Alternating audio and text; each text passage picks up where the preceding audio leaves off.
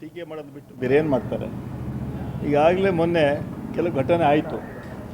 ಜನಿವಾರ ವಿಚಾರ ಇಟ್ಕೊಂಡು CET ಎಕ್ಸಾಮಲ್ಲಿ ಕೂಡ ತೊಂದರೆ ಆಯಿತು. ಅದೆಲ್ಲ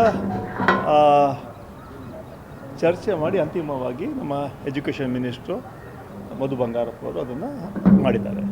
ಯಾವುದೇ ಮಕ್ಕಳಿಗೆ ತೊಂದರೆ ಆಗಬಾರ್ದು. ಆ ಹಿನ್ನೆಲೆಯಲ್ಲಿ ಎಲ್ಲ ಸಮಾಜದ ಮಕ್ಕಳಿಗೆ ನ್ಯಾಯ ಸಿಗಬೇಕು.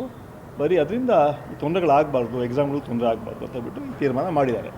ಅದನ್ನು ಕೂಡ BJPಯವರು ಮಾಡಿ ಸರಿಯಿಲ್ಲ ಅಂತ ಹೇಳಿದ್ರೆ, BJPಯವರು ಟೀಕೆ ಮಾಡೋದೇ ಅವ್ರದ್ದು.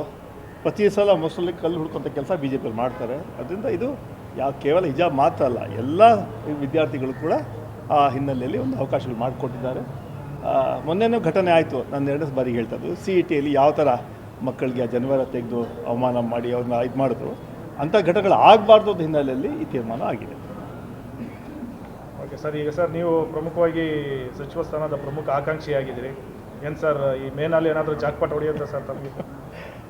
ಈಗಾಗಲೇ ಮುಂಚೆನೂ ಕೂಡ ಹೇಳಿದ್ವಿ. ಇವತ್ತು ಕೇರಳ ಚುನಾವಣೆಯ ತೀರ್ಮಾನ ಕೂಡ ಆಗಿದೆ.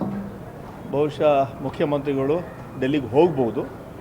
ಹೋದ ನಂತರ ವರಿಷ್ಠರು ಮತ್ತು ಮುಖ್ಯಮಂತ್ರಿಗಳು ಮತ್ತು ಉಪಮುಖ್ಯಮಂತ್ರಿಗಳು ಸಿದ್ದರಾಮಯ್ಯ ಶ್ರೀಕುಮಾರ್ ಅವರು ಚರ್ಚೆ ಮಾಡಿ ಕ್ಯಾಬಿನೆಟ್ ಎಕ್ಸ್ಪ್ಯಾನ್ಷನ್ ಬಗ್ಗೆ ಚರ್ಚೆ ಆಗ್ಬೋದು ಅಂತ ವಿಶ್ವಾಸ ಇದೆ. ಆದಷ್ಟು ಬೇಗ ಆಗತ್ತೆ ಅಂತ ಒಂದು ಭಾವನೆ ಕೂಡ ಇದೆ. ಯಾಕಂದರೆ ಕಳೆದ ಕೆಲವಾರು ತಿಂಗಳಿಂದ ಉತ್ತರ ಕರ್ನಾಟಕ ನ್ಯೂಸ್, ಇದು ಕನ್ನಡದ ಉಸಿರು.